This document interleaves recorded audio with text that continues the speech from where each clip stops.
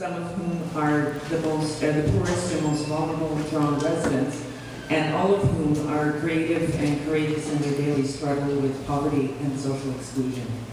Thanks very much to Housing Action Now for inviting us to speak tonight.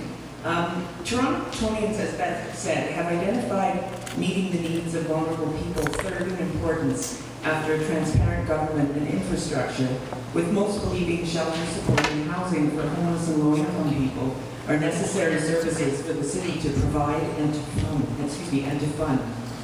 Torontonians are engaged in building a city that works for us all, and so many people here tonight is evidence of that.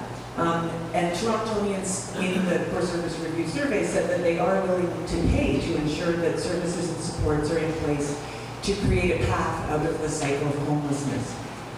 That path out of homelessness travels in, around, and through drop-ins. So tonight I'd like to talk to you about drop-ins, about the connection to the broader service delivery system, the important role played by the City of Toronto in providing supports to homeless people, and what might happen if these critical supports are cut. Drop-ins have long labored under the assumption that they're little more than soup kitchens, whose good intentions at best ameliorate the effects of poverty, and at worst make them ineffective enablers contributing to the dysfunction of individuals. This couldn't be further from the truth. Following the first Streets Needs Assessment in 2005, which was conducted by the Shelter Support and Housing Administration, it was found that drop-ins are the most frequently used service by people who are homeless at their shelters. Following this finding, the city became more interested in drop-ins and what role they played in helping people find and maintain housing, which is a council priority.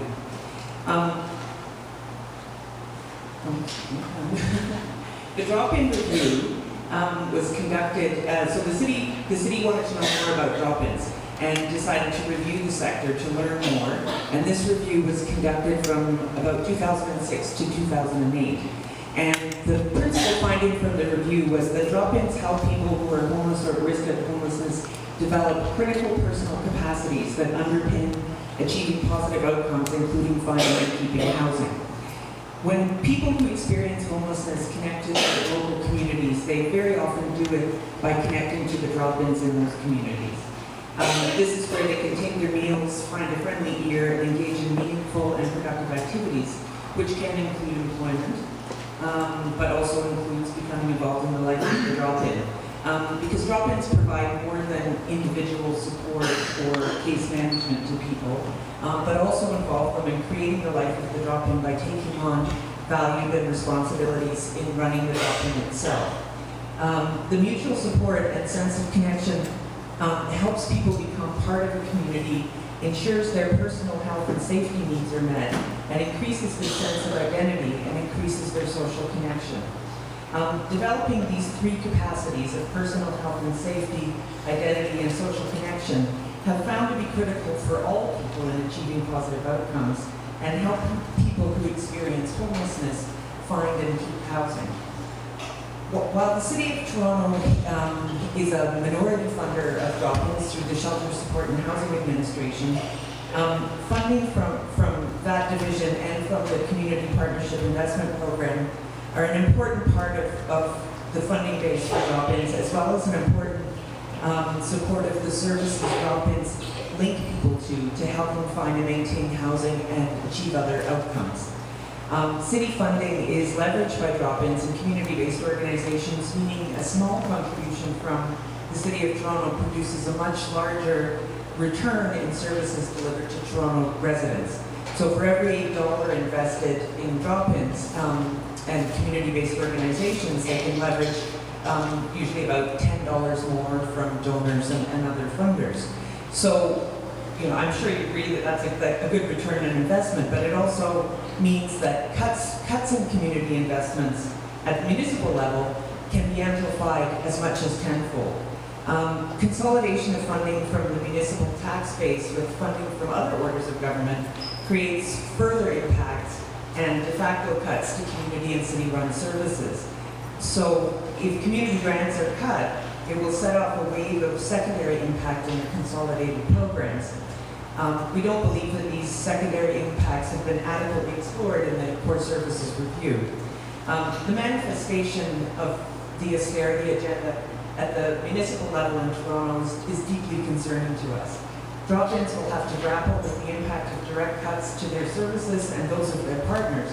But drop-ins will also experience other impacts due to the inclusive, low-threshold nature of the model. So, simply put, drop-ins don't turn people in need away, ever. And there are going to be more people in need. Mayor Ford has said that the needs of vulnerable people will not go unmet in the City of Toronto. But the reality is that they're already going unmet. We see evidence of this every day in drop-ins.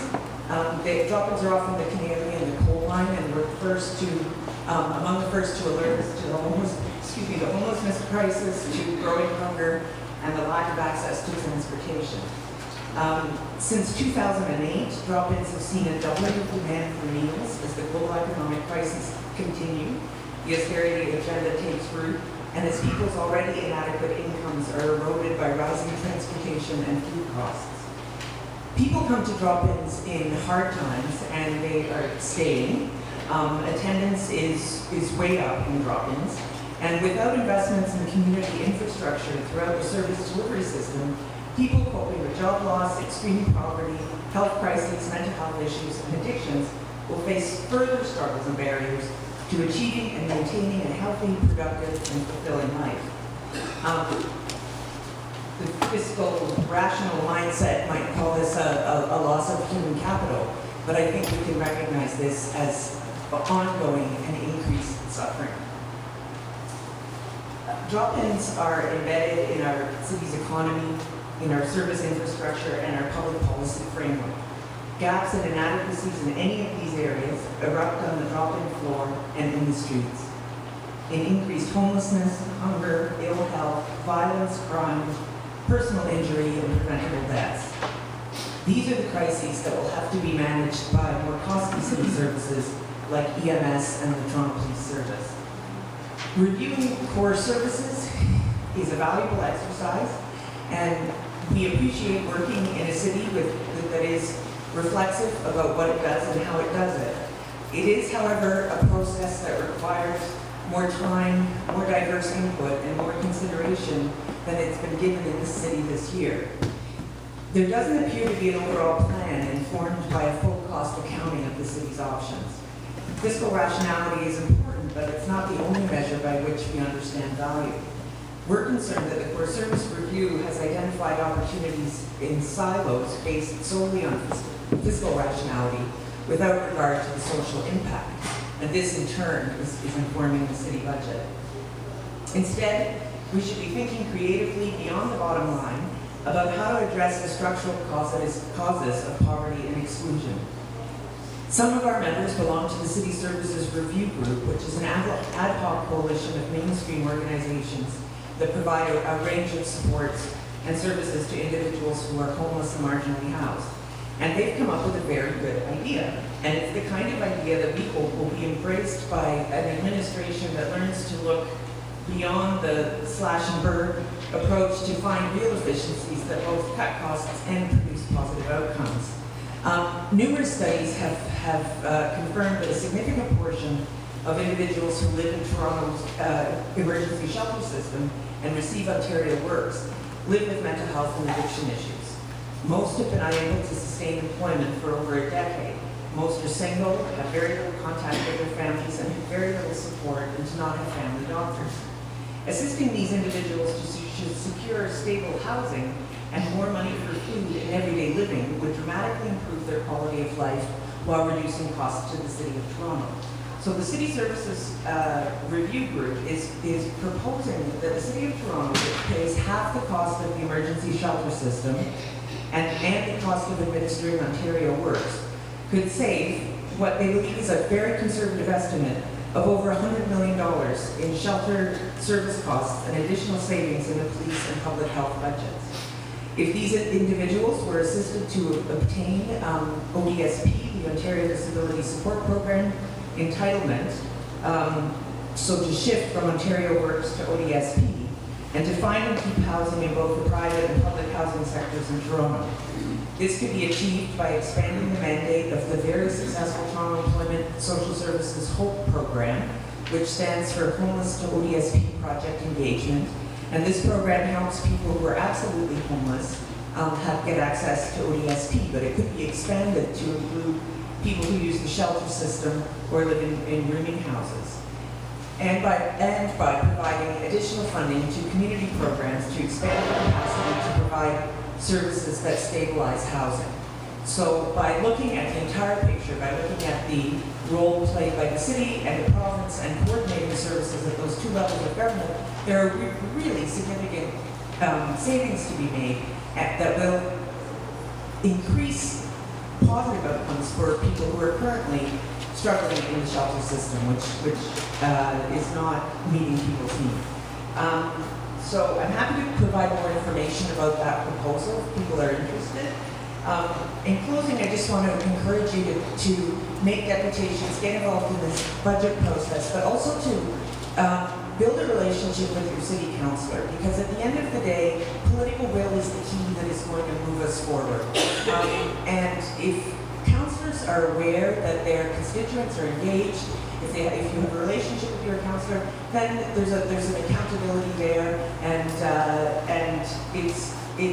overall, we all start making relationships, visit constituency hours, making phone calls, and send emails, then we build those relationships. So I encourage you to do that, and thank you for your time.